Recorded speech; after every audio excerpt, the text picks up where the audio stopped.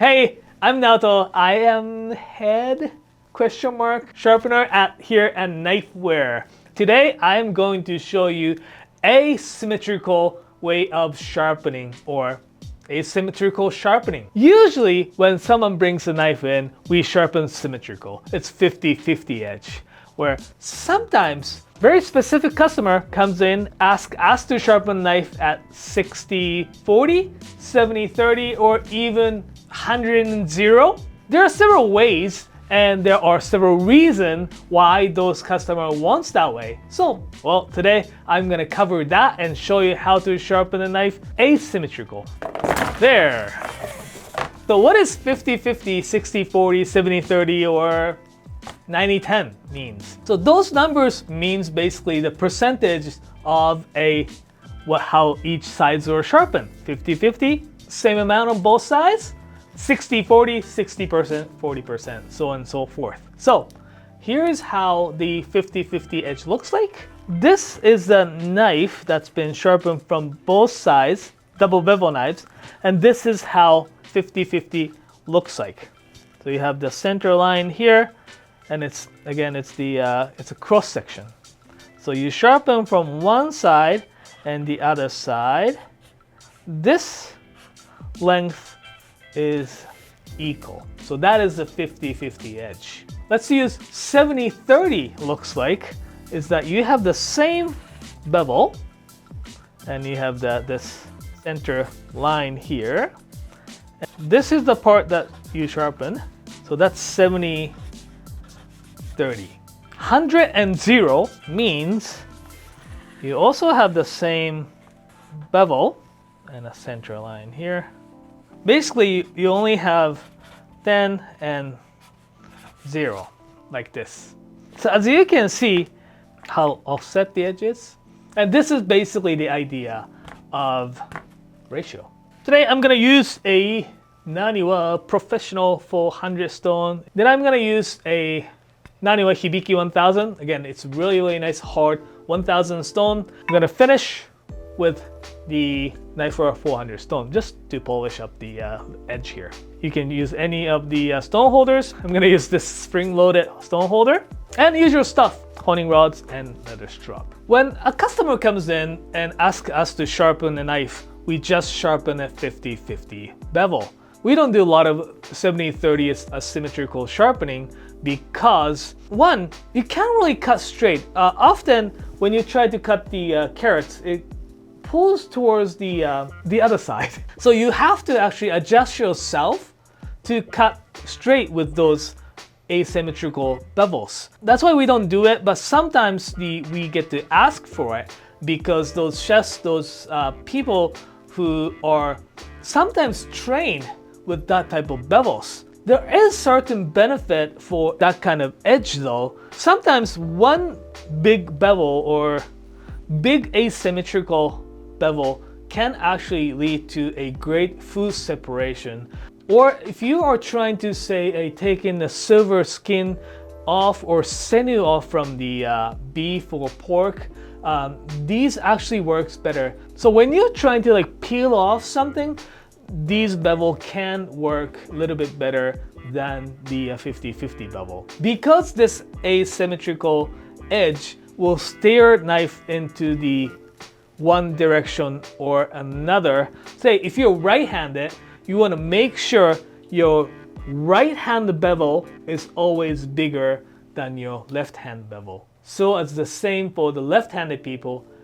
Make sure your left hand of your knife, left side of your knife, has the bigger bevel than your right hand of the knife. So I'm gonna make this koishi a little bit more 70-30, and I have another Sakai Takayuki SK4 knife, which I'm going to make it into almost like 100-0. One of the things that you always want to keep that in mind when you're doing the 60-40, 70-30, 80-20, whatever, or 90-10, is that you do not have to change the angle on one side to the another. You just basically need to work longer on one side than the other. What I'm going to do is to sharpen this koishi at 15 degrees regular sharpening angle. I usually stop when I start to feel the burr. I'm gonna go a little bit farther so that the burr formation is a little bit bigger. I can see more secondary bevel or the little bit more prominent koba on the other side.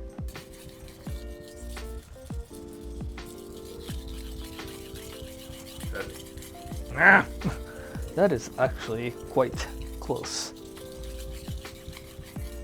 So I have a burr right now, but I'm just gonna keep going a little bit.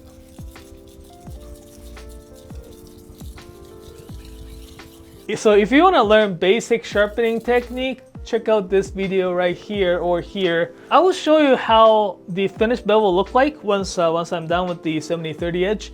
I usually start from probably about twice as much of time as I would for just regular sharpening on the one side, then a regular kind of like sharpening on the other side. Regular sharpening by means you just do it on the other side until you raise the burr.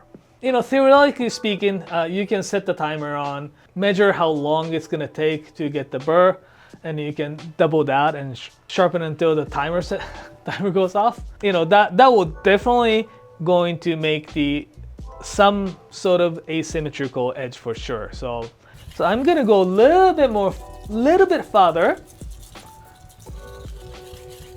Then on the back side, I will just gonna sharpen. It's about the same duration of time that I will sharpen on regular 50-50 bevel. Set it on the back, do it until you raise a burr. Now I have a burr here. I'm gonna just remove it very lightly. Then I'm gonna move up to a finer grit stones. So you do the same. You probably want to spend a little bit more time on the first side. So if you're left-handed, do this longer. If you're right-handed, do this longer.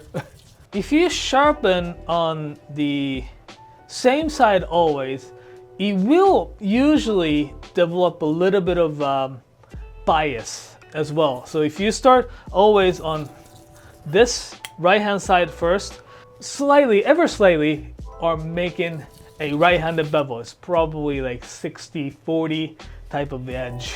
If you want to adjust it, what you can do is next time you sharpen this knife, you can start from the back side. That will kind of maintains the almost like 50-50 edge for sure. Alright, so I'm gonna flip.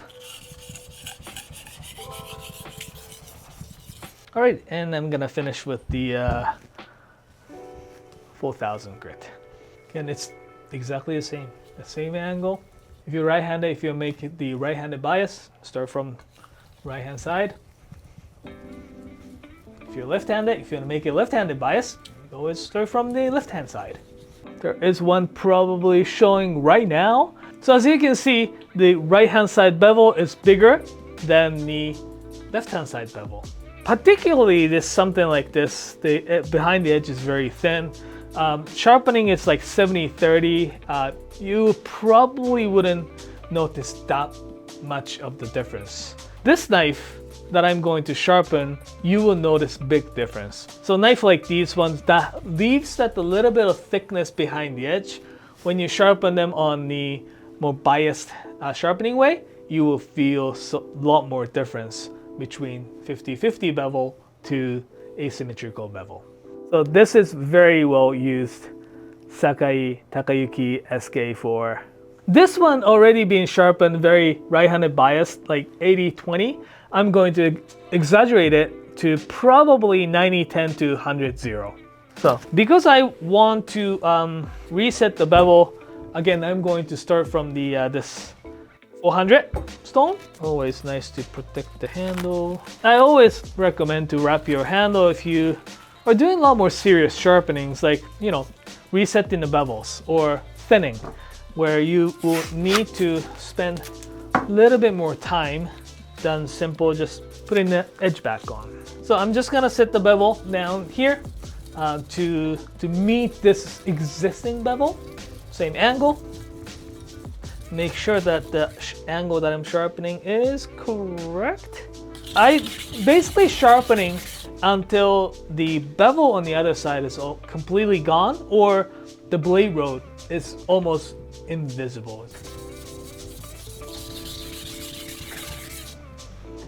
So I'm going to take the burr off from the other side, but since I want to make it almost like 100-0 or 90-10, I'll do it very quick, and I try not to sharpen them as much on the back side.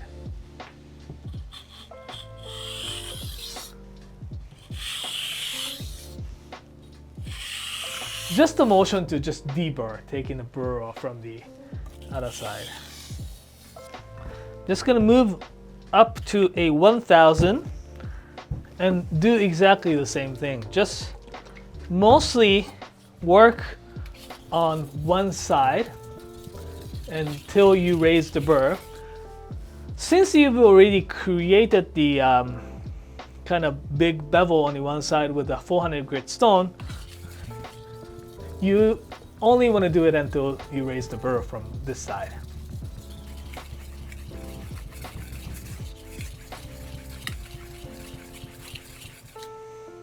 Burr all the way. Remove them. You don't want to put it flat, just want to give it a slight angle on the back and just try to remove the burr with a few strokes like this.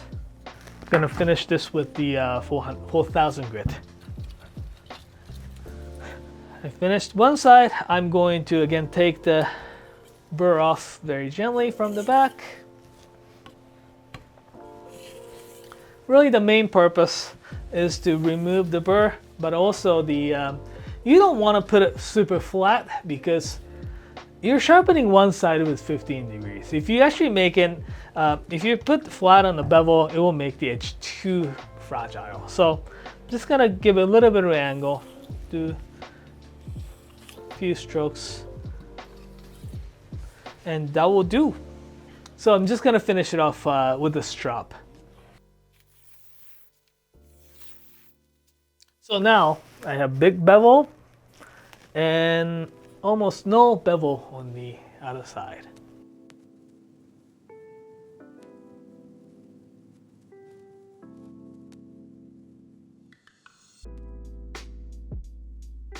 You'll still see a little bit of a shine to it because that's where you take the burr off. So it's, I guess I can call it 90-10 sharpening rather than the 100-0. Big bevels like these ones, when you are trying to cut, say, a carrot or potatoes or yams or those root dense vegetables, it will pull to your left. So just adjust your blade and try to cut it to a little bit to the right hand side so you'll be able to cut straight. Again, these blades are fantastic when you're trying to peel off something. So because the back is flat, it will, when you're cutting the carrots, you'll see the little bit more food separation really nicely. So this Sakai Takayuki SK4 knife is made with mono steel. What that means is that this is made with just one piece of steel, no cladding. Where Masakage Koishi, a lot of Japanese knives are made with clad steel. What that means is that they sandwich the hardcore steel with softer steel outside. Think about like pencil.